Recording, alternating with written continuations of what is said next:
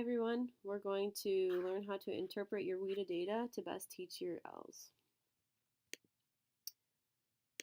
I just wanted to give you a brief overview of the WIDA itself. It has 6 levels, okay, so 1 is the lowest and 6 is the highest. And the students will be tested on 4 language domains, or have been tested, for listening, speaking, reading, and writing. Based on your student score, they receive for each language domain for listening, speaking, reading, and writing. This should alter what your student can do at each performance level. And we will look at those can-do statements that are provided from WIDA. Notice that by planning with these can-dos in mind, they will help you differentiate for your L's as often as you refer to them when you're lesson planning or developing assessments for your L's. Before we get started, you need to have access to all of your L's names for all of the classes you teach. So go to your Power Teacher class roster and look for that yellow flag, click on it, make sure it says ELL before adding the name to your list. And you're going to need a list for each hour you teach. So all the L's in your first hour, all the L's in your second, and so on. Once you have your EL list for each hour, you can continue. And then from here, you have to, we're going to take a look at the Google Sheets that I share with you that will have all of your students' data from the WIDA on it. And it was emailed to you. Determine if you would prefer from here to have printed copies of these can-do statements with your students' data plotted, or if you'd like to have an electronic copy. For those of you who would prefer the printed copy, I'll have you open this link and print a copy for each language domain. There are 4 tabs at the bottom, 1 for each language domain. You'll need to print 1 copy of each for all of your classes. So that would be 4 per class. Okay, and then we can start plotting data.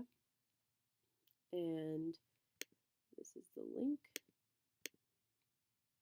So like I said, you're going to want to if you're going to print, you're going to want to print 1 here for the listening. There's a little tab here for listening. 1 here for speaking. 1 for reading. And 1 for writing. Now, what these are for each class period. Now, what these are you have students, again, 1 to 6 for their different language domains for listening, speaking, reading, writing. Now, this is what you should assume students are able to do at their different levels, okay? This is what they should be assessed on for listening. And down here is what the teachers can do to help better prepare students for that assessment or to for your everyday teaching practices. Okay, you can plot students' names down here. I'll show you that in a second. For those of you who want to do it electronically, you'll open that same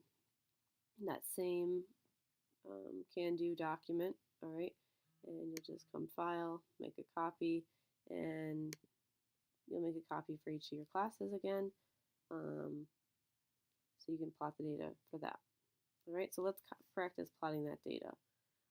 Here I just have some fictitious data that I just wanted to use for this video, and hopefully it'll help us get a better idea of what you have to do.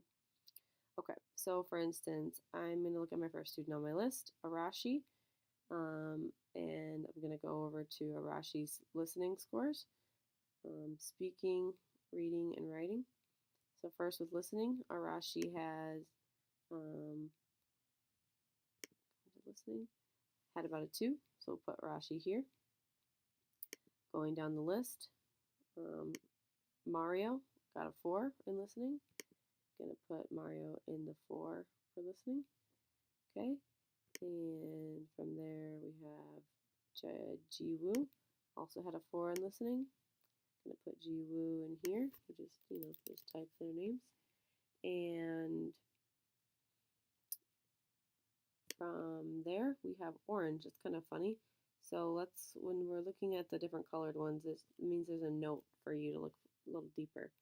Okay, so Masaharu Morimoto, this student has actually exited services because of his positive performance on the WIDA.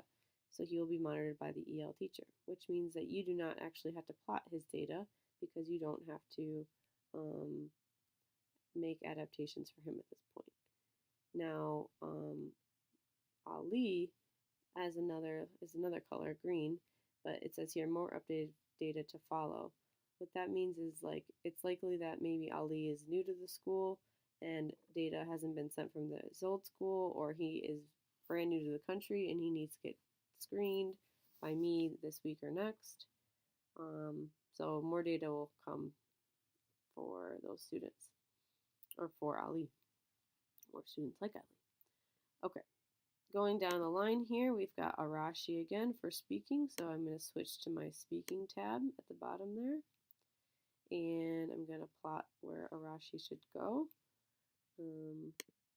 Arashi's at a 1.9, so we'll put him at a 2. That's pretty close. And maybe Mario, okay, 2.1. I'm going to put him also at a 2 with Arashi in the 2 level. And Jiwoo 2.9, let's bump her up to a 3. All right, and remember, this is what the student should be able to do, ELs can do, and what the teachers can do down here to help help bring them up to grade level, not up to grade level, but up to the next level. And then you go on and do the same for reading and writing in the different tabs below by just writing their name. Again, like if you see maybe a 1.4 here and you're like, well, should I go down? Should I go up? Maybe at the beginning of the year, keep that student at maybe toward the 1, or kind of mix depending on how you think that what the student can handle. And if you need more guidance there, we can kind of talk about that too.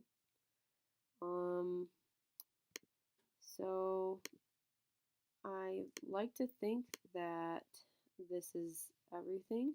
If you feel like you need more information or this video was unclear, please let me know how I can better support you in your L's in the classes.